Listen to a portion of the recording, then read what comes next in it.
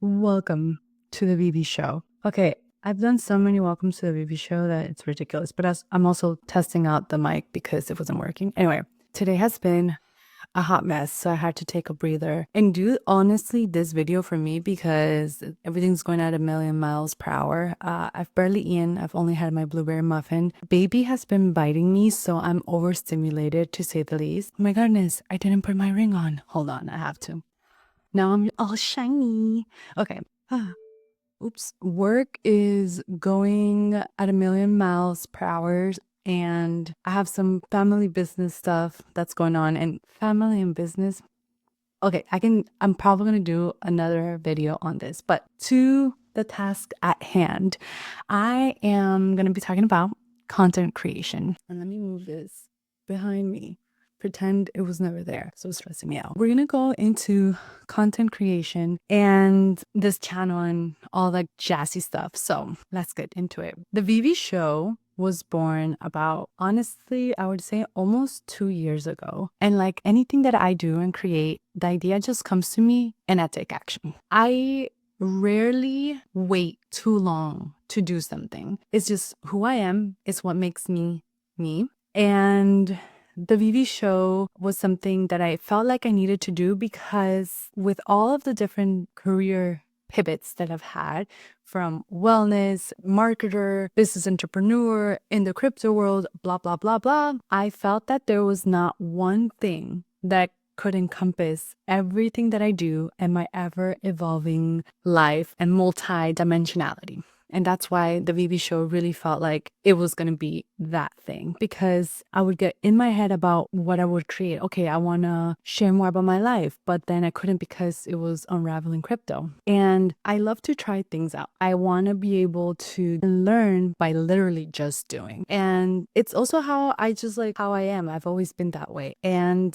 the VV show really was a perfect opportunity for me to share where I was at in my life as a woman, as somebody that desired to work, to be a mom, to be a wife, basically desired to do a lot of things in life. And I thought that this was the perfect place to experiment with that.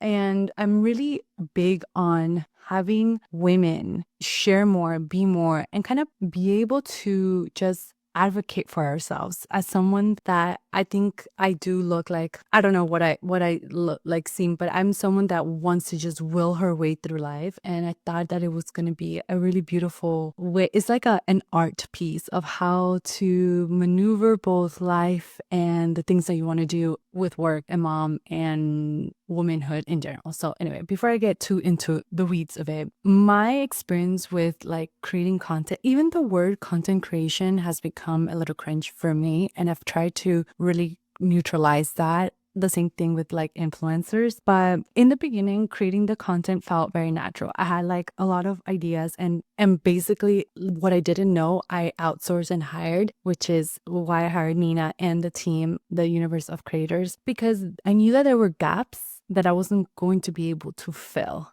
And even though I've had my marketing mindset and social media mindset and I worked with clients like this, it's different when it's on you. It had been years since I had worked on a client. And when you work on yourself, it's a completely different thing. And I wanted a team to like get it going, because another part of me, not only do I love to like learn by doing, but I want things to be of high quality. I want things to be like basically already at the level that I want to be, even though I'm definitely far from where I want to be. So creating content in the beginning it felt natural. I had the ideas. I was going to be sharing about being pregnant. I was going to be sharing about where my life was at. And I felt like it had been such a gap that there was a lot of content that I wanted to be able to distill here with you and build a community along the way. Because I've already had built a solid community through the different iterations that I've had in my life. But really, Universe of Creators, Nina, helped really create a great strategy for how to do this, because I'm someone that is just going to do and not going to think about it and just going to spill it all out, but maybe it's not going to be received the way that it needs to be. And that's kind of how I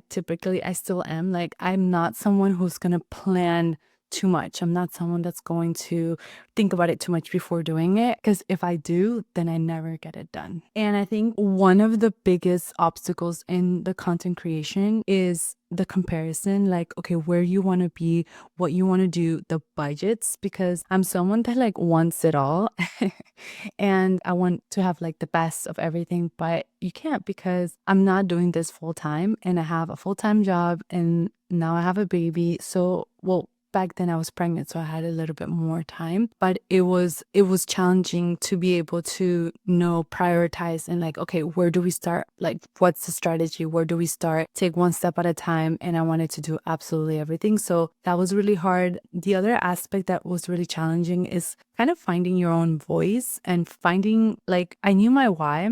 My why has always been to inspire and be inspired. And I just found it hard to not mimic everything and everyone that was out there. And two, there was no one really that I liked or that I felt related, that I felt like, okay, this is someone that I feel related to, that I watch YouTube, or that I do, like, there's very few people. There's people that I like about them that I'm like, ooh, I like that. So it was hard to like picture like, where do I want this to go? Because there's really no one that I felt 100% like that's where I wanted to be, or that's something that I wanted to do. So after you scroll so much and after you like go to TikTok and you go to YouTube, I started finding myself that I wanted to do a lot of things that other creators were doing, but not because I really wanted to do it myself. So like being authentic was hard. I think the other challenge was just like kind of like what I touched base on, like being strategic with it. I just want to like press record and do it and share on the go, like my raw, unfiltered kind of version. And I think that there should be a strategy to the madness, and it's been an interesting journey.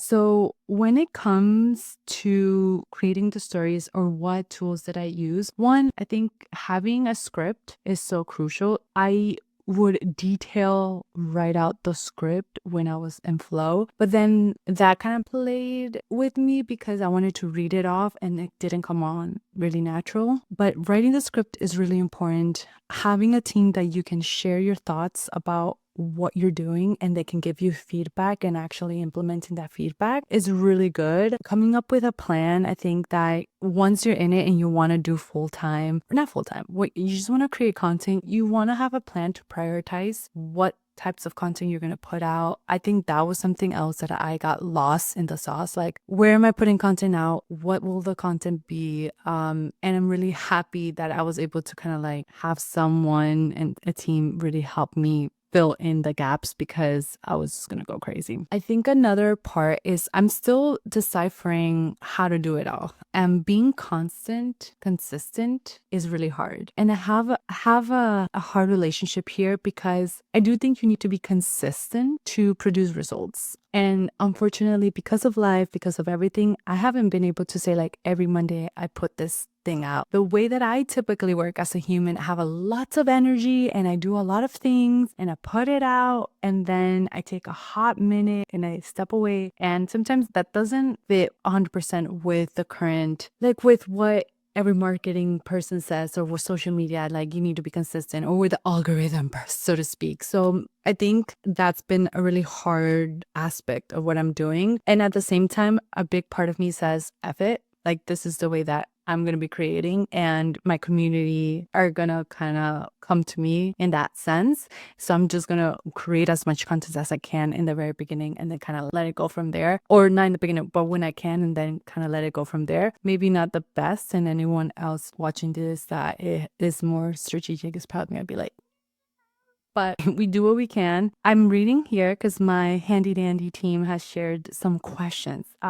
They asked, like, do I feel like I've met the expectations that I wanted? It's an interesting question. I have really high expectations of myself and of what I want to do. And I think that I'm nowhere near where I want to be with when I'm sharing, but we do what we got to do, right? And I think that's one of the things that I've learned, that I just got to go. I just got to be able to put out what I can and iterate from there, because it can get overwhelming or it can be paralyzing if not. So I think the expectations for me, I wanted to be more consistent and I haven't, but I'm giving myself grace because I'm a mom working full time, traveling with work, a wife, have in-laws, have my family. Like, that's enough. How has my perspective changed now that I am, to be honest, I think that there's days that I'm really hard on myself on like, I wish I could do more. And I'm really trying to be more soft, more allowing of what it is. I think one of the biggest things that I have really appreciated is that when I'm like reaching out and talking to somebody, they respond, they're like, hey, you know what? I've been seeing you and what you're doing and how amazing it is, like what you're sharing, and you're being a mom and you're doing all these things. So I think like that reflection has helped me realize how far I've come. And I think this content creation journey has helped me tremendously with my imposter syndrome, with my worthiness, because I think it is all tied together. And anything that I do is always about growth. And even here, when I'm sharing what I'm doing, is about personal growth. So of course, it's in parallel with being a mom. It's in parallel with wanting to be better in my career. But yeah, so that's that. What's the future? Okay, so the future of the Vivi show, honestly, the sky is the limit. But I think short term, I want to be able to provide you with more value packed content, like more value. And this is why I find it so good when you guys share with me in the comments or in the DMs, like what you think. And one thing for me that's been really cool to see is that there's a difference between an audience and a community. And even in the grand scheme of everything, like I've had a few friends come to me, share stories with me about being a mom, about being a woman, about even if maybe they're single or maybe they don't have a kid yet, being able to just share stories and see the growth of that. And even if it's 5 people, 4 people, 1 person, it just helps me know that I'm on the right path of just like, okay, I'm building this community. I want to be able to do events. I want to be able to connect more. And I want to like ultimately say like bring more value to you of what I'm doing in my career. Like, why am I in Web3? Why do I love it so much? How has being a mom really changed my perspective in life, and how freedom plays a big role in my life, especially financial freedom. And now that I've been a mom, I've been thinking about what does that look like? Do I still work? Do I not work? Like, how can I be there for my baby, but still feel financially stable? Because even though my husband can pay and I'm all for your man paying for everything, there is something so important about you being financially independent, regardless of your man paying or not. And I mean, your man should pay. So that's a big piece of what I hope to continue to be sharing with you. So 2 more questions. I think it would be, yeah, if I could go back a year ago, how would I change or what would I share to myself? For me, it would be to just take one step at a time, but be a little more strategic. I think that I sometimes go off the whim too much, and I wish I would have been a little more strategic, a little more spaced out in the content and how I create content. And that way there wouldn't be like chunks of time where I didn't share. I think that like the consistency piece, I feel like that's something that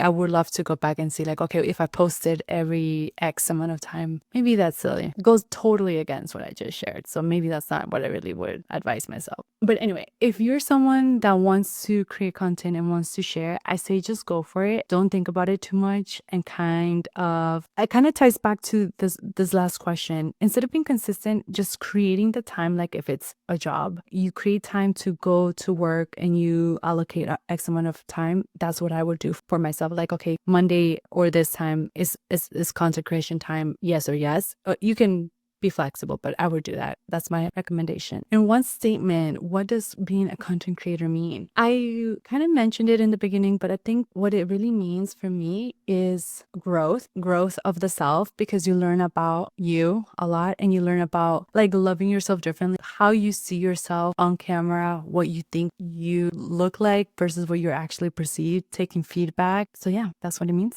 to me. It's a little cliche, but I feel like that's exactly who I am. Anyway, I hope you liked this episode. Comment, subscribe, do all of the goodness, because it definitely helps me understand what I'm doing right and what I can bring more here for you guys. Bye.